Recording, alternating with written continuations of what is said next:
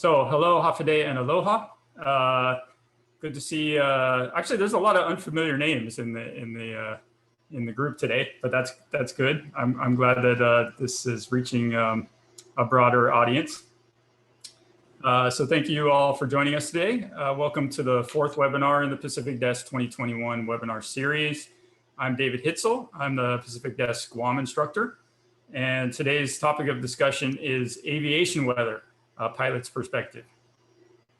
So some usual housekeeping. This is being recorded for educational and documentational purposes and is being posted simultaneously on Facebook Live. It will also be posted to YouTube later on, and I'll be providing the link to that through the email, or you can find it later on our website. If you want to ask a question during the talk, please do it in the comment section. Include your location and affiliation. So we can better understand your perspective. And you can also ask questions through Facebook Live. So I'll be trying to check that periodically too. And then if you'd rather ask a question orally, I'm sure John will be open to that toward the end of his talk. So please refrain from using your video and audio, of course, during the talk, and only later on when you ask questions. Okay, so a couple other notes. In keeping with this topic of aviation weather, I'm putting together another webinar. So from an aviation focal point perspective for mid-September. So this will be the meteorologist side of the equation. And then I'm also working on another disaster management related webinar for the future. So today's speaker is John Zahneis. He's a United Airlines pilot, has been for many years, and he frequently flies what's called the island hopper. So all my students from Micronesia are quite familiar with this route. It goes from Honolulu to Guam via the Marshall Islands and various islands in the Federated States of Micronesia. He also flies other routes, Manila and to Palau and things like that. So I'm going to let him do a little more thorough introduction of himself on his own. I'm no expert in this, and that's partly why I'm giving this webinar today. I always try to make these appealing to not only our Pacific Desk participants, but potentially also to students at the college level, university level in meteorology. Aviation weather products are not something that are gone into directly usually during schooling. This is something that's when you join the weather service, you get special training in these procedures. But there are some basic things that are good to know, especially even if you're an observer. So they all follow, of course, an international coding procedure, and that's so they can be intelligible to pilots all over the world. Basically the AOR is called the FIR, the Flight Information Region. So for Honolulu, this would be like the North Pacific, the Micronesia. I think they might even cover American Samoa. And then for the South Pacific, your headquarters for the aviation is primarily Fiji. So some of the main products, of course, are the METAR. Everybody's familiar with the METAR. So this is an hourly, partially automated, partially human observer-based report at the airports. There's the SPECI, which is it's basically an updated METAR. If something occurs in an hour that's significant, you can update the METAR. There's the TAF. So this is a 24-hour forecast specifically for the airport. And it gives basics like the wind, the ceiling, visibility, basic weather information for pilots, the tower, and the runway operations. Then there's the AirMet, which is spread out a little more over a larger region, but it's still sort of like a local thing. So this is a local heads up for adverse flying conditions, particularly for light planes, although I think it pertains also to large planes on their approach. So this stresses the visibility up at height, and this would give you your flight rules classifications. So things like how much obscuration there is of mountains by the clouds, It also gives an indication of turbulence at various levels and the potential for icing from passing through clouds at various levels. And then the SIGMET, so this is more, SIGMETs can be over a much broader region, or they can be in the AirMet region. But these are significant alerts for pilots en route, and they typically pertain to dangerous flying conditions like significant convection, clear air turbulence, icing, and in some cases volcanic ash. So I put here at the bottom, if you want to look at, in the US, we have the Aviation Weather Center. This kind of puts all the products there for you to look at together, and some of them in graphical form. And then, like I said, Fiji is the source for the South Pacific. Okay, so there's three main portions of flight. That's the takeoff, the in-flight portion, and the landing. John can correct me on this if I'm not, there's more to add to this. But the most hazardous periods of flight are during takeoff and landings, like the 11-minute period, the 3 minutes after takeoff, 8 minutes on approach. So the crucial weather factors at this time are, say, local convection, local wind shear, which can be related to convection, and runway conditions.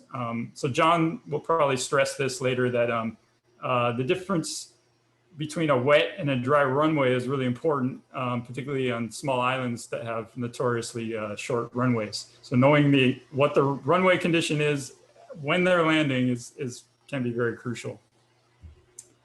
And of course, the AirMets are used to decide based on landing or for light aircrafts, what the flight rules are. Up during the flight, it's mainly usually an issue of passenger comfort most of the time. I personally don't like flying. I don't like turbulence. So I find it useful to know when to expect turbulence during my flight. And I find, even though this product is experimental, the WAFs, I find it has verified very well. So this product shows you where there's potentially significant convection that'll affect flights up at flight level. So that'd be indicated in the red bounded areas, and then the yellow bounded areas are clear air turbulence. And then I put this figure down here to the right. So if you're a meteorologist, you can kind of deduce some of these things on your own. So you can see that the CAT occurs in areas around the jet streams where you have a lot of wind shear, and also around those upper level lows, which can be associated with convection also. Okay, and then lastly, this is from the MedEd Aviation training module. So it states amendments are an effective method of improving the quality of the TAF. Forecasters must remember that TAF is designed for the end user, meaning the pilot. The forecaster provides an amended TAF to the end user. The sooner, the better. So basically, there's three main things here of importance. One, the importance of communication, that there's correct communication between the weather service and the pilot, and vice versa. There's also an importance of understanding what the pilot's needs are in producing these forecasts. And then lastly, the timely issue of it. So aviation weather forecasts, some of them, like the METAR, like the SPECI, it's good to update them as soon as possible if there's a significant weather event affecting, for instance, the airport. Okay, and that's as much as I want to go into that. That some of this will be covered hopefully in more depth in the future in the next aviation webinar. But from there, I'll let John take over. Hey, thank you, David. Hello, everybody. My name is John Zahneis. As David had mentioned, I am with United Airlines for the past 10 years. I've been with the company for just over 14 years. Originally, before I was based with the company in New York, and then Houston, and then to Guam. Been involved in the airline business now for over 26 years. My first airline back in the States in Cincinnati, Ohio, called Comair, which was a large regional feeder airline for Delta Airlines. So the flying inside is a little bit different than the flying over here, in this part of the world, mainly because of the weather. It's unique patterns to begin with, for sure. Usually the weather, the storms, fine. Now, I'm not going to take into account like the typhoon season that may come here, but even those storms are well defined. And for example, just not to get too involved with how I mentioned defined, but using weather radar, what is read with intensity on the aircraft radar, we actually may fly around within 25 miles, whereas stateside, which is so much more convectivity, we may avoid that type of weather even further. So the weather is interesting. I hear that it's with the allowable deviations, it's very easy to circumnavigate the weather just because there's not a lot of traffic out here. It's either from Guam to Japan, and of course this is pre-COVID now. But typically the flying out of here was Guam to Japan or South Korea, Hong Kong, some parts of China, and Australia. But the main interesting flying for all of us out here at Upper, which has been flown, honestly, I think since 1969 with Continental, Micronesia, and then Continental, and then of course the merger with United Airlines. We, before COVID, it was Monday, Wednesday, Friday, and Saturday. I mention that because now with COVID, we just now started to resume partial island hopper flying. Just to get a text, on Monday, full half hopper, and then Tuesday and Friday are reduced. But what that means, to give a pretext, is we start off, it's flown by 4 pilots. It's a long day on a Boeing 737 aircraft in Guam to Chuuk, and then, as Dave mentioned, from Chuuk to Pohnpei, and Pohnpei to Koh Sarai, and Koh Sarai to Kwajalein, Kwajalein to Majuro, and then the last long leg is from Majuro to Honolulu, and that's where we divide the flying up like that. Having said that, it's interesting flying because, as David alluded to, it is very weather dependent. Some days on a hopper, the weather is just beautiful, clear skies, no rain, and it just makes for a really fun, albeit long trip, but fun trip. Where it does get challenging, like for example, today, this week, there's been a system that has passed through, and we were supposed to fly the hopper on Monday. We had to do an air return, due not to the weather itself, but to system issues. But in that course of the day, we were facing just a lot of weather with this storm that was circulating, and then it kind of went stationary.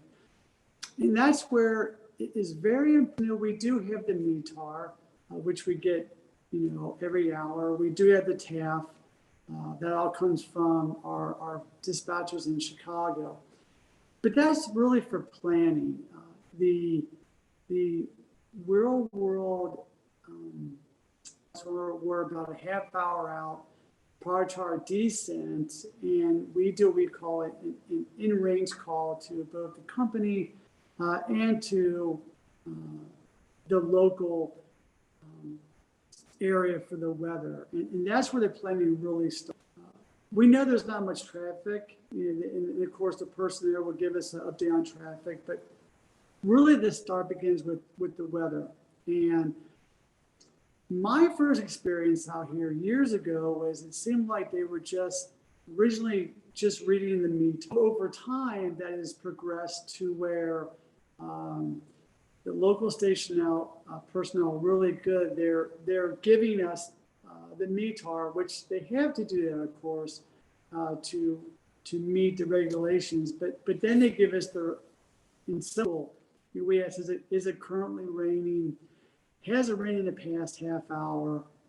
And what are the winds doing? Because that's, there have been many times where you start an approach on one runway and you get down to around 1,000 feet and we have to circle around and that's just due because of the fact to the good personnel that will give us the update whenever we ask for it, or even on the road every 10, 15 minutes. Because even though you're on an island that is really, there's nothing around, but with the small hills, the mountains, the rain, everything comes into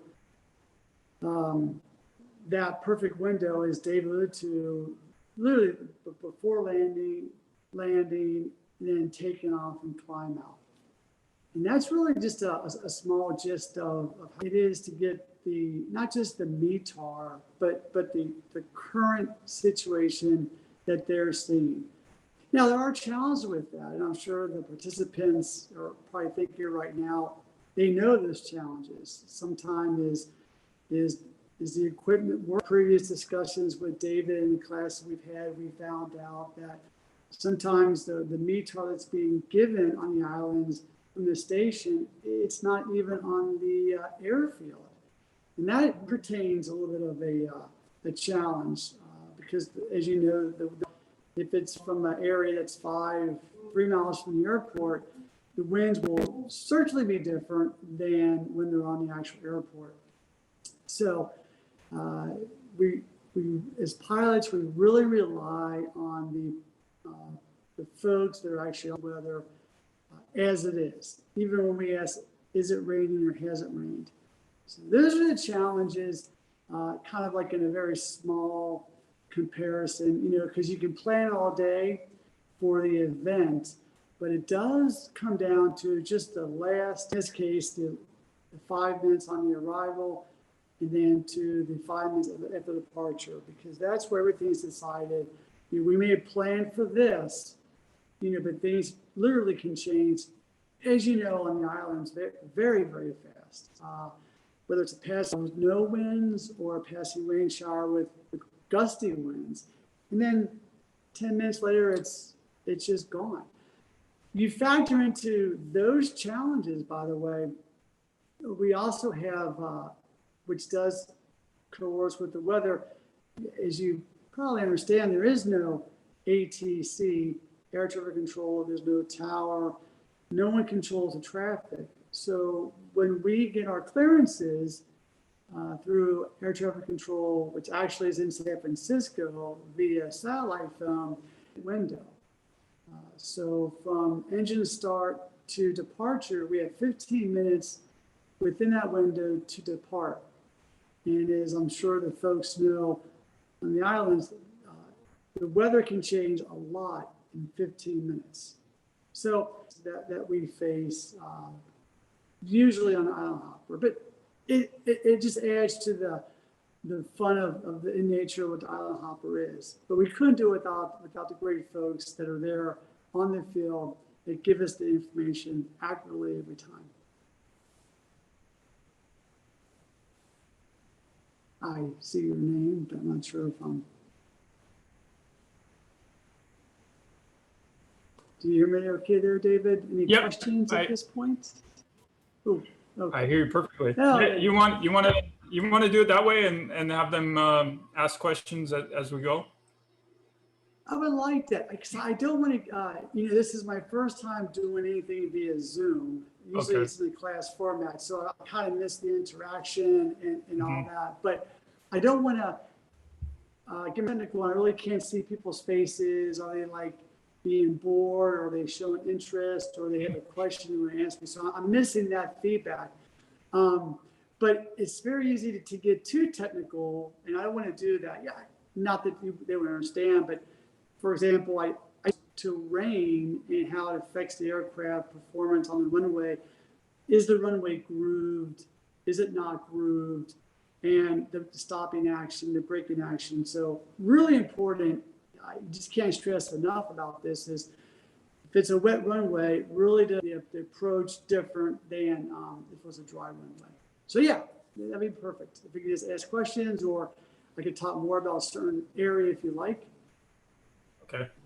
Does anybody have any questions so far? You can feel free to unmute yourself and.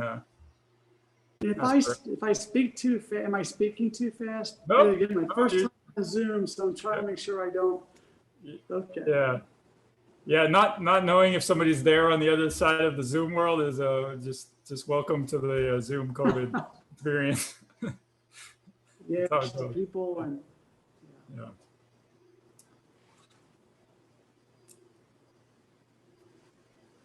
Does anybody have any questions so far about the flying in the specific weather that's dealt with by the pilots,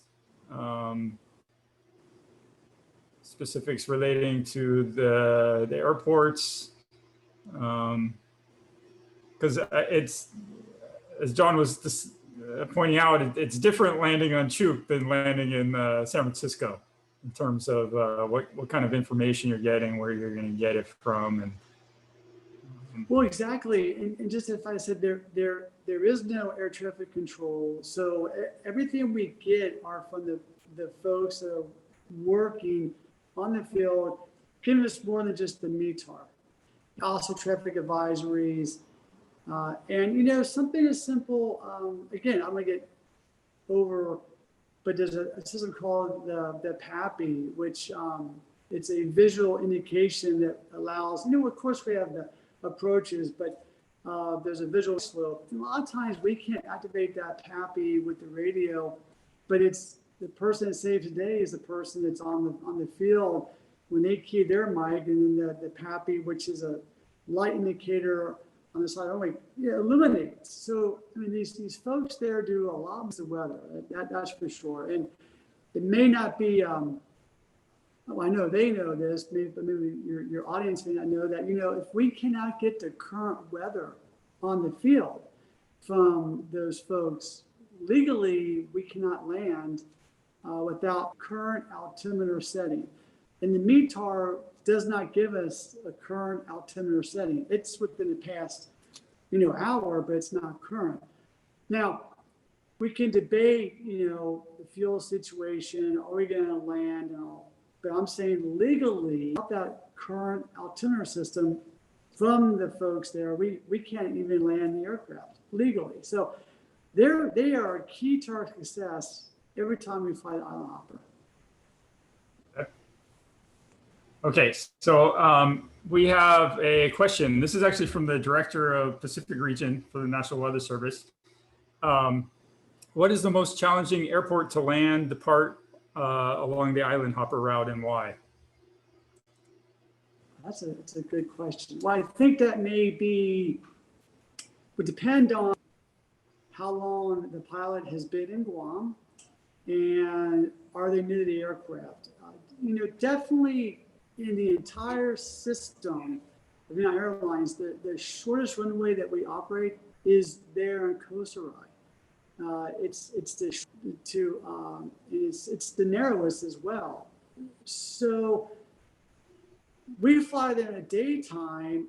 That in its own right is a challenge, because even though we're trained to always land in the same amount of pavements, whether it's 12,000 or 5,000 feet, we always try to land in the first 1,000.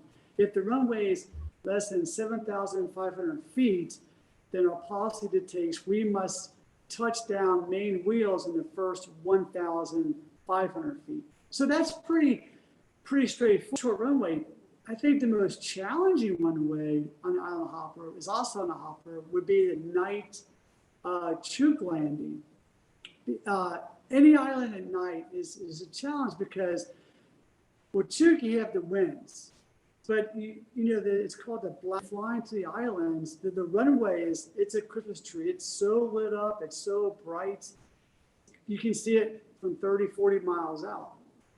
The challenge would be that the runway's a little bit longer than Koh Sarai. It's 6,000. And now it's nighttime and you have no other reference. So it's called the black hole effect. even though you're flying the instruments, you're on the profile, you're on the descent path, you know everything is looking, the PAPI is too red, too white, you're on, and you're stable.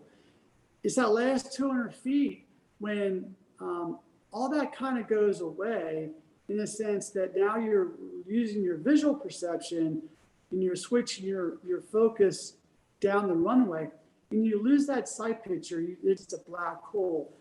That's very challenging, which is why sometimes the Chuk landings are a little more of a firm landing as opposed to more of a graceful landing. So I would say, to answer your question, I would say nighttime would be Chuk, because, and then usually when you go to coast ride, it's always a daytime landing. So you have more of a visual reference. You have the ocean, you have the sky. There's no black hole effect, but what you do see is how short the runway really is. So I'll divide it in two. For daytime, coast and Chuk. Okay. Now, if we flew coast ride at night, that'd be the whole comet, be horrible.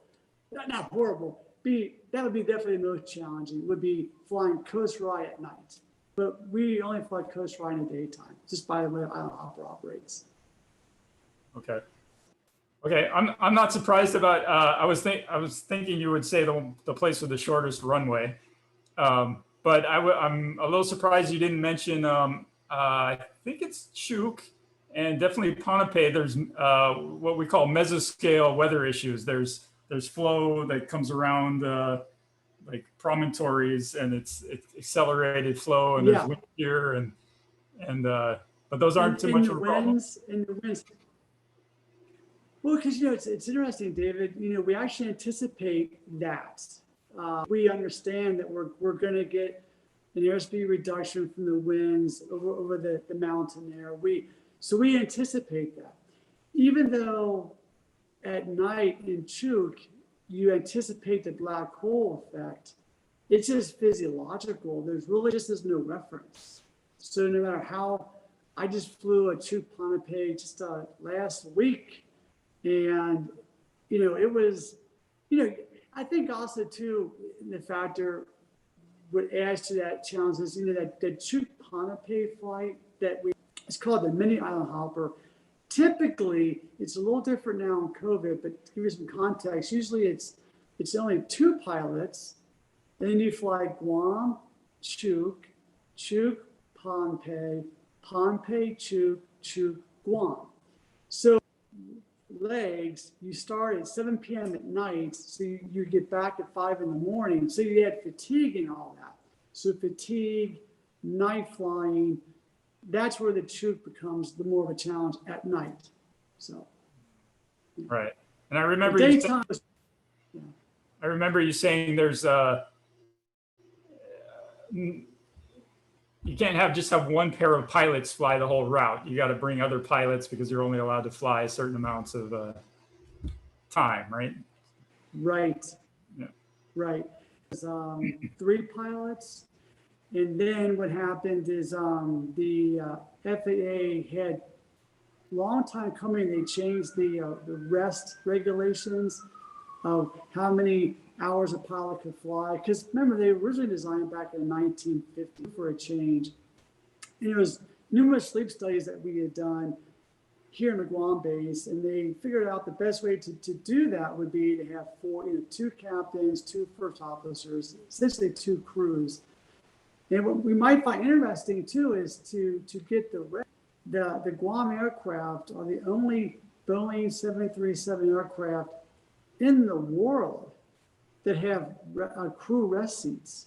It's those 2 first class business class rest seats. They actually had to modify to where it's 75 degrees, they decline. No, that's not right. They decline 50 degrees, they have a footrest that come up.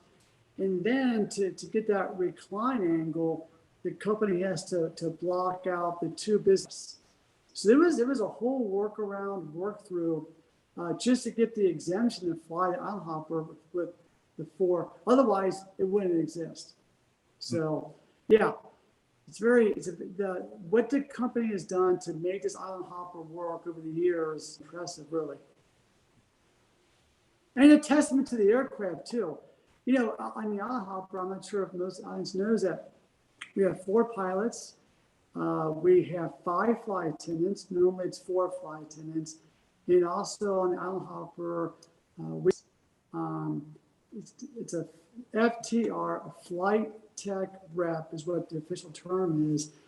And this mechanic brings along, well, it's on himself. It's in the baggage compartment. It's we call a flyweight kit. And there are some very essential, he can fix, she can fix certain things that may break down. And all stations have spare tires, oil, and things like that. It's a unique process to make this trip work. It really is. Yeah. Okay. This question is from a professor at UH. If there's no ATC, how can pilots circumnavigate bad weather? Do they have any guidance or do they decide alone? That is another great question. Thank you for that question. Part of what's nice about part of the world, I mentioned that we have satellite phones, but also on the Guam aircraft, they're equipped with, it's called CPDLC. It's controller, pilot, daily communication, and of course, all those fellows with HF radios. What that allows us to do is once we're airborne through 10,000 feet, we log on to the CPDLC, which our contact is through San Francisco ATC, Sector 5, to get all of our clearances, you know, our descent clearance, our cruise descent clearance, just by typing on the FMC, the flight management computer. Now, for getting around weather, it's pretty much typical that we 30-mile deviations left and right of course. And because we're out here by ourselves, they always give us that. It's not common to get 100 miles. Like with this storm that was just out here a couple of days ago, you would get deviations 100 miles left or right of course, out the airspace for you, and you just deviate up to that range, you decide, and that's how you get around the weather. Otherwise, it would be a different experience for sure. And that's the same when you go to like Narita. You can probably get things until you get to the airspace in Tokyo. Going to the Philippines, it's the same thing. We'll get 20, 30-mile deviations around weather. It's very, that's very common. That's the only way you can get around. And actually, honestly, it's easier that way. When you're flying stateside, busy, right? Typically, air traffic control understands the weather, and they will try to reroute a whole bunch of aircraft in that same direction around that weather. But here, it's just there are deviations and away we go. So. Okay. Okay. This is from a woman who works with the Aviation Weather Center, AWC. Do you get any weather info displays in the cockpit? I was just about to ask you this. And if so, what do you rely on most to augment information from the airfield? So that's really 2 questions there, I think. Sure. So the airlines are really known to always lag behind on technology in the sense of the autopilot and approach navigation. They want to lead the way. But in general aviation, that's where all the fun stuff is. So there is technology out there where you could be on the ground and you get all that weather stuff that you want, map, it's all right there. For us in the airline world, the company just, in the past 6 years, we now use the iPad. And as long as there's Wi-Fi on the ground, we have access to all the information, the segments, the pyreps, all the stuff that's accurate. Once we're airborne, though, we lose all that because the Guam aircraft, the way it's designed, they have Wi-Fi capability, but it's turned off because it's not serviced in this part of the world. Now it goes from Guam direct to Hawaii, same airspace. they have the Wi-Fi capability. So I don't understand why we don't have it, but they do. So in flight, they'll bring up, we use a service called WSI. That's the official weather servicing that is. And they'll hook up to the Wi-Fi and all that radar information, it's real time, it's there. But now having said that, when it comes to navigating around the weather, we still use the radar because the real time is more, there's no lights and your computer, it's real time data. So we don't, the information we can get right now is through the ACAR system. It's the aircraft addressing and communication system. And we can get TAFs. Those are easy for us to get all the time, or we can, text our dispatcher and get information as well. But nothing like you see on GA where you just do a few taps and there it is right there for you. There, David, I'm sorry, what was that second part of the question?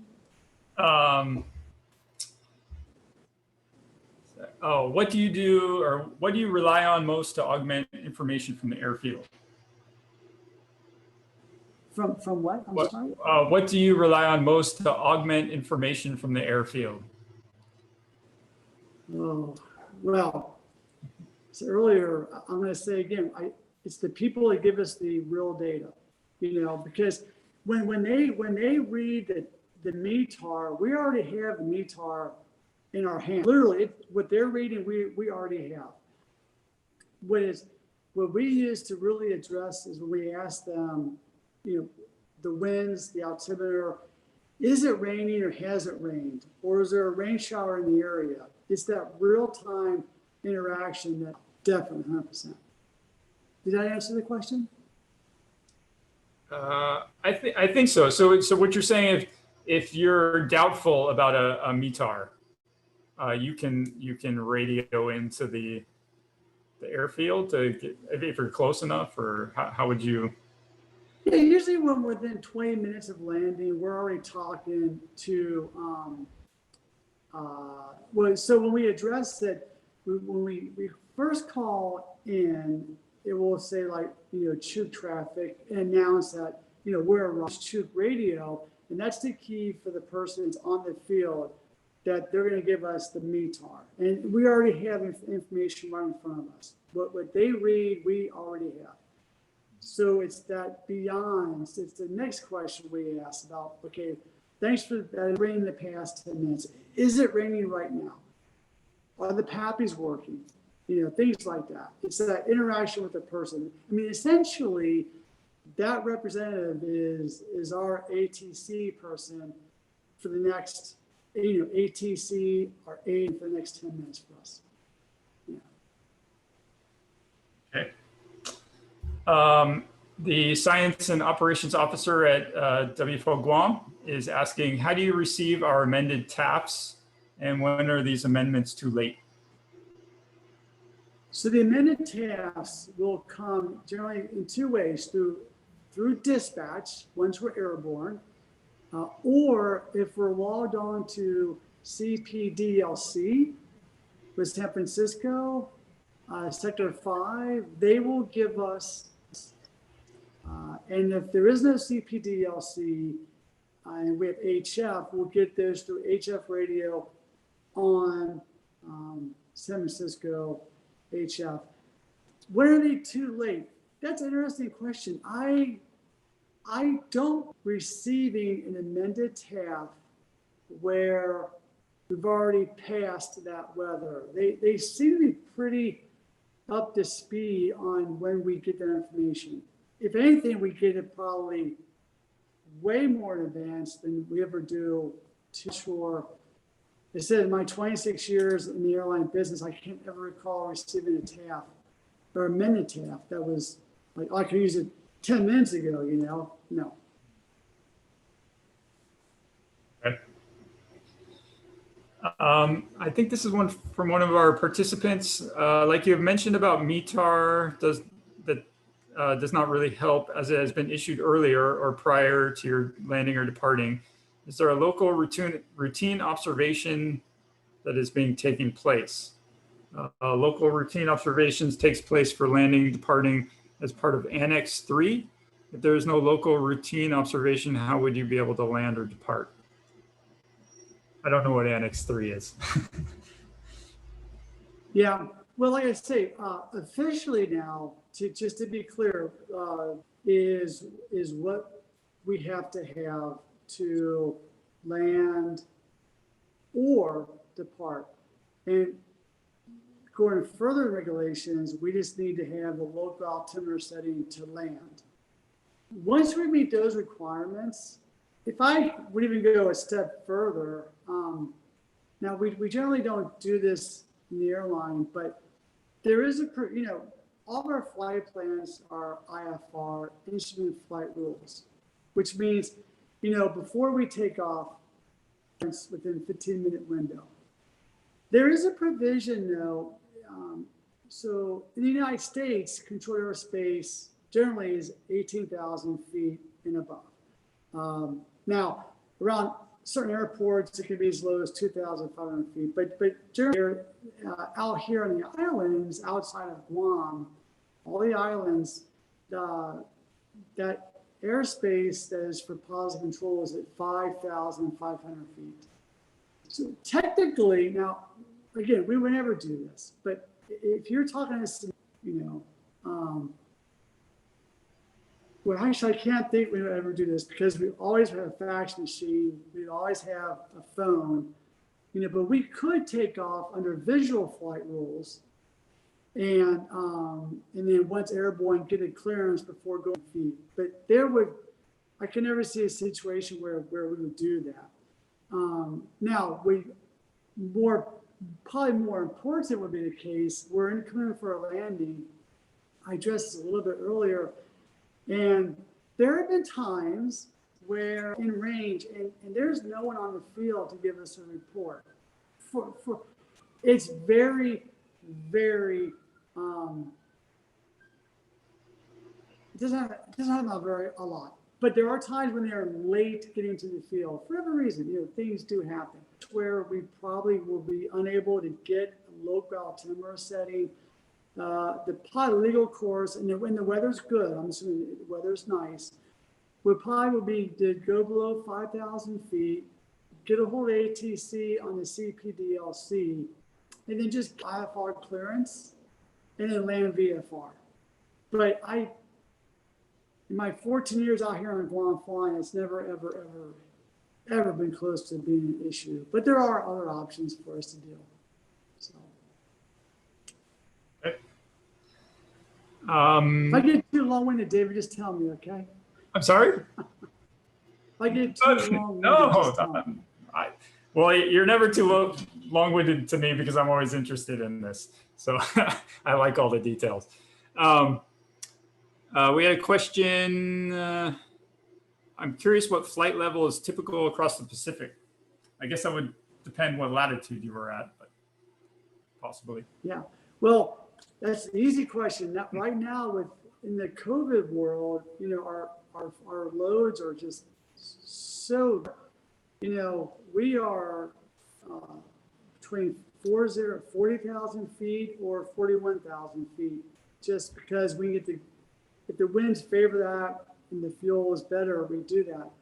But typically, if we have a full load, before COVID, normal, we're generally like in the high 36, 38,000. That seems to be really where the Boeing 737 really operates really well at. Now, like the 777, the 787, what they call the wide body aircraft, they have so much fuel for those 12, 13, 14-hour flights. They'll take off, and they'll be in the low 30s, 31,000, 32,000 feet for the first couple hours of flight. So they burn that fuel off and get lighter, and then 36. But ultimately, like the 787, it likes to cruise around 410 all day long. That's where the ultimate, fuel savings can be higher altitudes. So. Okay. I don't see any more questions. I think I remember you saying something about the temperature of the airfield being important. Was Was was that in? Oh, that's a good, yeah, definitely for taking off.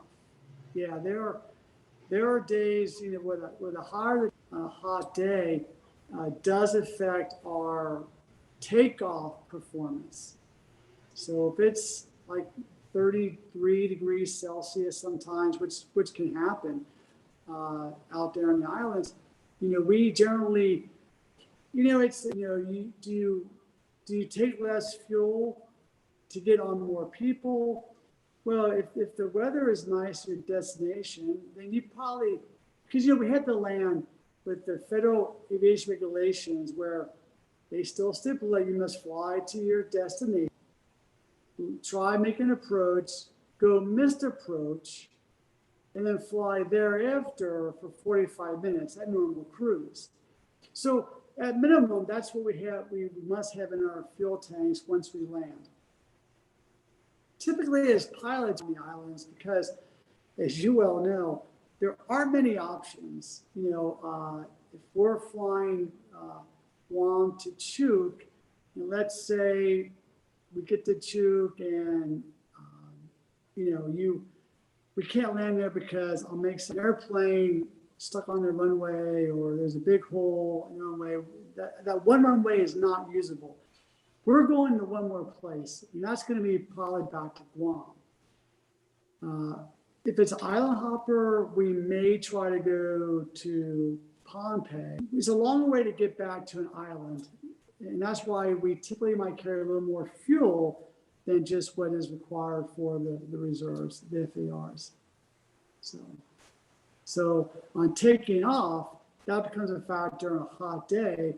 Do you sacrifice to carry more people, or do you sacrifice paying passengers and cargo to have that fuel in case something goes wrong?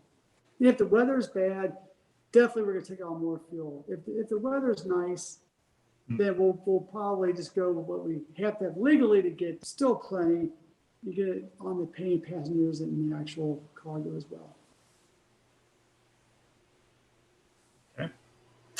And mind you, short runway as well. So, you know, that adds short runway, hot day. Yeah, engines like cold weather. They perform better on a cold day than they do on a hot day. They like it very high up and very cold. Yes. Yeah. Like me, when I go jogging, my jogging's a lot better in cold air than it is not. Okay, so my colleague, Jennifer, is asking, are those decisions that you as the crew get to make, or is it headquarters? So who has I think she means who's the authority, final authority? So the captain is the final authority of the actual flight. But that typically will happen, that starts generally when the cabin door is closed.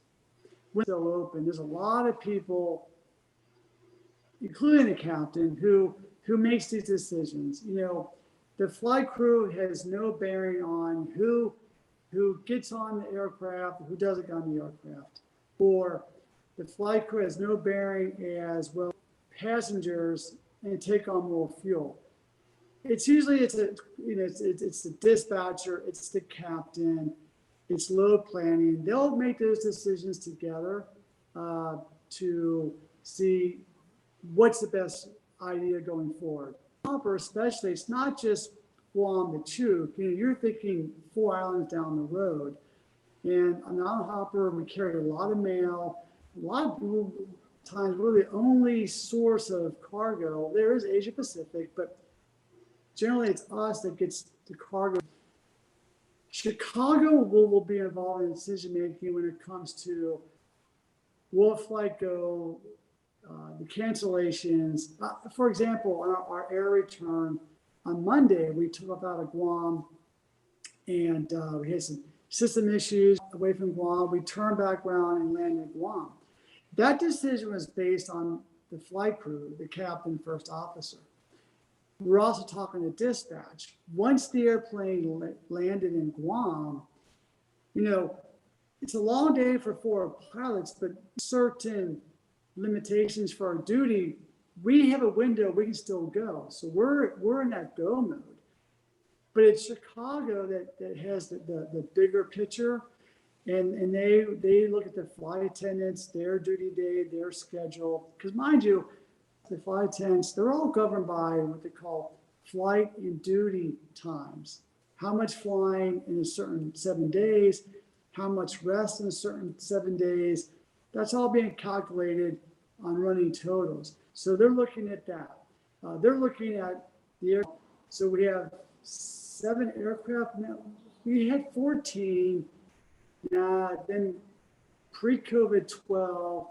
I think now we're down to 7 aircraft in Guam. So that factors in, can the airplane be fixed? How fast can it be aircraft? So that involves maintenance, scheduling. So there's a lot of people make those decisions, but generally those decisions, once you're on the ground, will be out more based in Chicago. Yeah, definitely. Okay.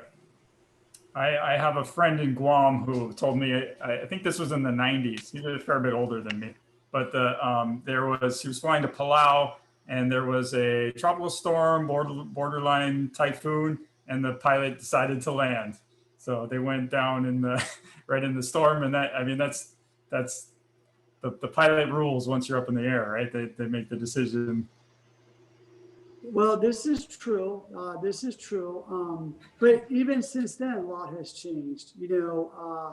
With just communication now, we have a lot more people. But the decision for a safety operation of the flight.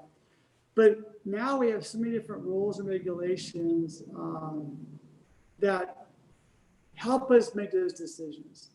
Because every action has a consequence. So typically, I mentioned. When I first met you don't like to fly in turbulence. And I told you, but same with us, we don't like turbulence as well. So generally pilots, we try to find the smoothest way to get from A to B into, yes, of course we care about the customers behind us, but actually we care about ourselves probably more importantly. So we don't want to fly through anything red or rainy or turbulent. And the best cause of action is just to go back to Guam. Yeah, or to the departure airport, put a inconvenience to our customers. But obviously at United, and of course, it's always about safety. So. Okay, John, we have a couple more questions and a raised hand. How it's already 4. How much more time do we have you? Oh, it's only noon my time, so I'm good. All right, great, because I know you're busy. Okay. Yeah. So we had a question of non-weather related about bird strikes. Is that ever an issue in the islands, or? Yes. Yes, I've had more than 3 bird strikes on the islands. And that was one reason why we have a mechanic, because it used to be when you had a bird strike, inspection, and the mechanic that we carry with us is able to do that bird strike inspection, and they're trained. As pilots, how should I say it? I don't want to be too. As pilots, we look for blood and guts. That's what we look for. Is there blood, is there guts, and where is it? The mechanic goes one step further and will look at the actual engine, and they have a scope they carry with them. They can look inside the engine and see how much of that has transferred into the engine. And believe it or not, there's actually the engine can have inside it, and it's okay to go. So if that scope shows something else, then of course the flight's canceled and the airplane won't fly until it gets a deeper inspection. So if that's on an island like Chuk Pohnpei, lead to a bad day. But definitely bird strikes do happen. But it's unique that bird strikes, they typically always end up hitting the windscreen on the flight deck or inboard the root wing. They seem to always, not in Sully's case back in LaGuardia, but typically the birds, they're hitting the airframe more than they are the actual engine intakes. Okay. Roger, did you want to unmute? I see Yeah, your could you hand. hear me? Yep. Okay. Hello. This is hi. I'm a science officer on Guam at the weather office, and I'm still trying to understand about our timeliness of our amendments, and this was easier to say than to write. But we find Sure. that many of us the islands kind of lack in the specials that they give as the weather changes. They don't always reflect it. I mean, they're there on the hour, but we notice sometimes they didn't say anything about low clouds or visibility or heavy rain, but then we noticed that an hour later they got a half inch of rain, so we know something happened. And so we amend when we get specials, but it sounds to me, listening to you, you're in effect getting a special in a way when you call in 10 minutes prior to landing. So that ultimately is the most important thing that's in your mind about the weather, what just prior to land, is that versus our amendments, the importance of our amendments. Is that a clear question? Okay. Yes, thank you for that. And I would agree that but now, Roger, the one thing would be as well, and again, this is not a slight on anyone's performance or not. I'm not quite sure sometimes if the special gets there, that if the special would be even being read to us. Instead, it might just be an observation from the person at the airport. So, yes, if there was that'd be great to recognize. But remember, sometimes, I think Dave and I discussed this, where that stuff is propagated is really off field sometimes. Is that right, David? There's a few airports where the information, I wouldn't say Yap might be one as well, but the actual station is not on the airfield. Is that correct, David? Yeah, the forecast office is not at the airfield, but probably the observation comes from the airfield, I would think. Yeah, the observation, that's who we're talking to on the airfield. So I guess my confusion would be if that special is being propagated off field, then it's not what he or she's seeing given to us on the field. Is that like Roger? Roger, yeah, go ahead. Well, there's a couple of things involved. If we did get more specials, we would be able to better reflect the what's expected for the weather coming in and out. So it helps us write a better TAF. But I think most of the observations are pretty close to the airport. There's exceptions, for instance, at Chuk, the winds at where they're reported, the winds are not what the winds are at the middle of the runway, and so that could be confusion. But we think most of our obs, other than the Chuk ones, are very close to the runway. But it's see what I'm asking is, as you land, the amendments are no longer of the TAFs are no longer really relevant. You're already there, so it's really the most important thing is the guy to tell you what's happening at the runway itself, for safety purposes. Yes, sir. Yeah. And something like you are spot on. the something like the Chuk incident where from the other airline, they must not have made that call of what's happening at the runway at that time. Well, so two comments about that. The first comment, and Roger, thank you for that. I really wish we could take you guys sometimes, we used to be able to do this, right? In the jump seat on part of this, because you mentioned Chuk, and you are correct. So there are 3 at Chuk. There's one on the approach end, and one on the end, and one in the middle. And this is no exaggeration. Consistently, when you approach, you may have a quartering headwind. and you're halfway down the way, and now it's a tailwind. And then you're rolling out to the end, it's a headwind. So you're right.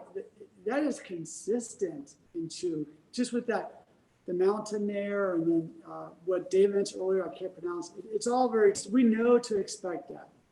So, and mind you, when we're on the approach, on the aircraft, we do have the wind all the way down to 50 feet. It tells us what the wind's doing. And a lot of times we'll be approaching down to 500 feet. It's a tailwind, and then wind, because that's what that was given to us on the observation.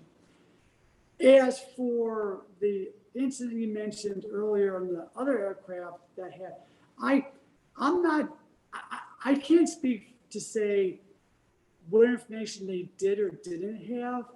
That if their operations is anything like ours, if they call in range and get the traffic advisory from the folks that are there and the weather, they're pretty good about giving the condition as it is. Like, whether it's in the area or a passing rain shower, they're pretty acute at giving it. So there really is no surprise, like, oh, where did this come from? So I'm gonna give kudos, to that. Hey, have you seen the video of that incident when it happened by chance? Yes, I have. Yeah. I asked that because it's almost like there's a lot of other things going on as opposed to just the weather, and it seems to not play armchair quarterback, but if that would have been our situation, there are SOPs. It just seems like that obviously never should have happened in the first place. But people too do a really good job, and that goes to here in Guam as well. There generally has never been a surprise to me. I mean, it's what we get is what we're expecting, except for the winds. The winds are always changed on the islands, but generally the visibility, the sky, showers in the vicinity, all really spot on. Yeah. So your TAFs, your amendments are pretty good, but it does come down to the last 10 minutes of what that observer tells us, for sure. Yes. Thank you. Did I answer your question, Roger? Yeah. Okay. Yes, it gives me more peace of mind that if our amendment is not spot on, that this is your standard procedure anyway. And if you had to, I understand you guys fly over the runway once just to take a look and then come back or go on to the next station. So there's no danger. No. And I just want to be clear about this. In my 10 years flying island hopper, I've never once looked down and said, where did this METAR or TAP, this thing is totally off base. That's never been a situation. I would not even say try to change anything, except it just comes back to the observers. I use the term observers, but the people there, because as you and I know, when that weather balloon goes up out of Guam, all that data comes down, but just on Guam, we know that it could change within minutes, right? It's just how it is.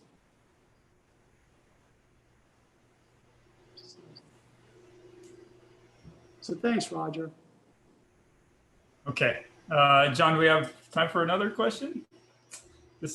Sure, absolutely. Okay, this is from PNG Met Service. So what are the other most used products apart from the TAFs, METAR, et cetera, that are used for takeoff, landing, and cruising?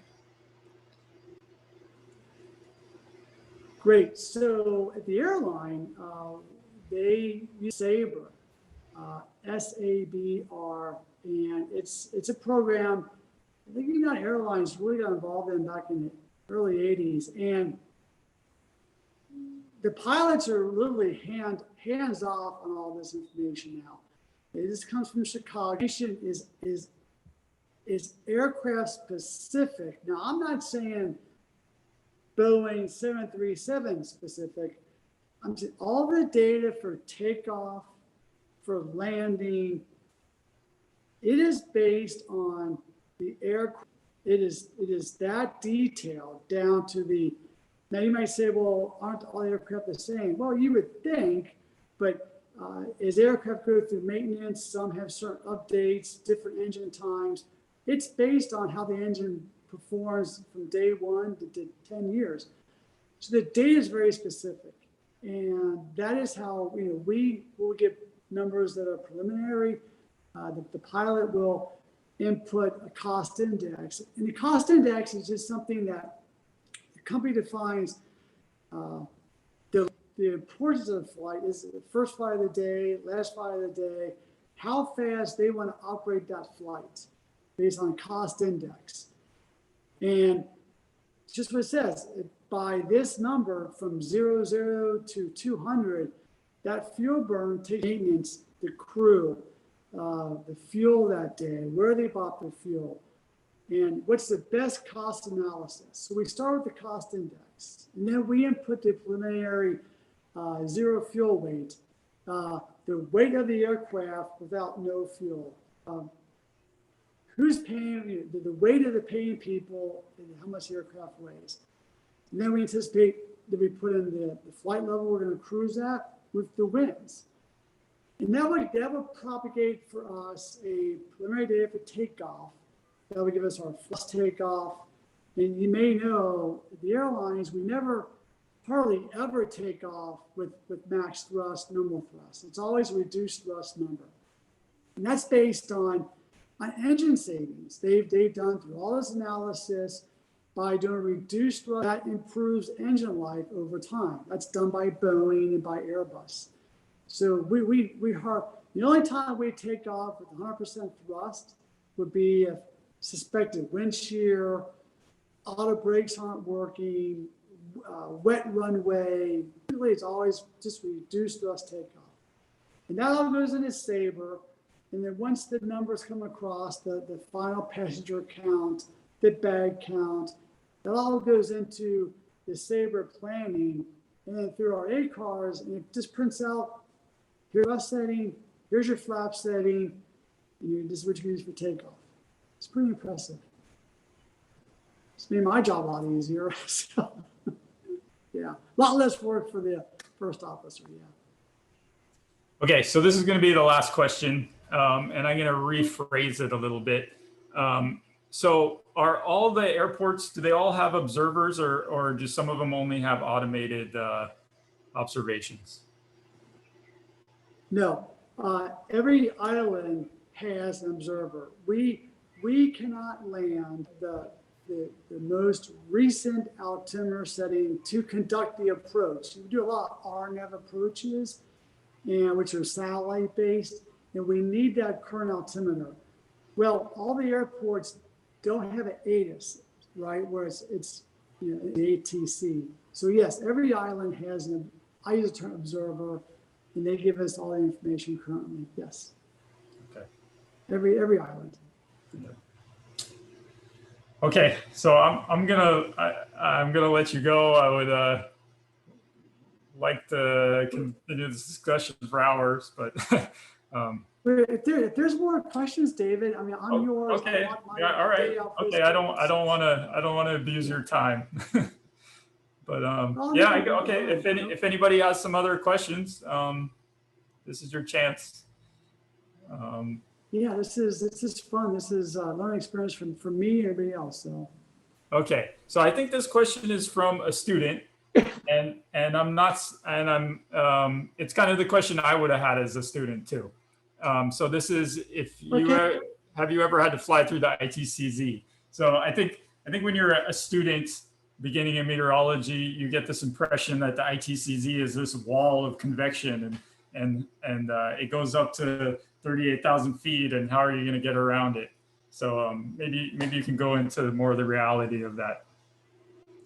Well, thank you for that question as well. These are all been really great questions, and so the short answer is that no. We have very specific SOPs, which are standard operating procedures, where the airline is just all about safety. And this goes back to about the fuel, how much fuel. When you're flying jet aircraft, it's different than you're flying a piston.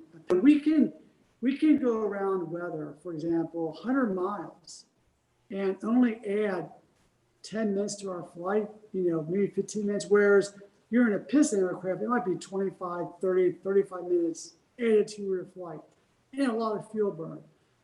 For us to get deviations 50 miles either side or 100 miles, that's not a big deal for us. We will typically never, using that word a lot, typically fly over weather. If we're going to fly over a thunderstorm, we have to clear that by 5. Thunderstorms, they'll go to 41,000 feet, easy, right? Our aircraft can't go above 410, so we generally always go around the weather. And just going through it, I mean, some really cool story to tell you, but we just don't do that. We really try to avoid all that stuff for sure. It scares us. And So. Yeah. And so, like, when you say no, you mean you pass the ITCZ, but there's plenty of there's big holes to get through. You don't ever need to go through especially a thunderstorm. Especially out here. Yes, out here you get the deviations you need. I mentioned earlier that out here in the Pacific, it literally is very defined. When you're stateside, is when you see that very long trail of weather, right? And that's like in New York or on the coastal cities. Now airports are shut down, right? Because they depart because of the weather. So they'll shut down the flights for half hour, for an hour. Out here in Guam, we don't have that issue because you can just maneuver on that weather so easy, and there are big holes in the area to navigate around. It's just stateside, you're watching the weather, and the whole East Coast has a line of weather. You got to pick your way through it best you can. You don't really see that so much out here in this area in the Pacific. Yeah.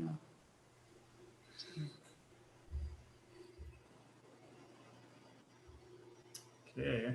Actually, I don't see any other questions. Okay. We're going once, going twice. Oh. Okay. No, that's thank you, David and John. Yeah. John, did you have anything else you wanted to stress?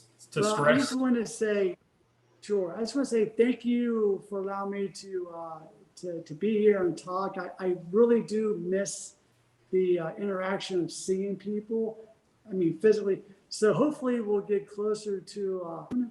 But this has been my first time with Zoom, so thank you for that, and hopefully I didn't talk or ramble too bad. So thank you. No, you did a good job if it's your first Zoom experience. Yeah. So, for the rest of us, it's like a daily thing. I'm like Zoom. I said okay, so yeah, but it's definitely a unique way of approaching a situation and talking, right? You just miss the physical interaction of people. So yeah. Well, thank you so much, David. Thanks everybody else. I really enjoyed this a lot. Thank you.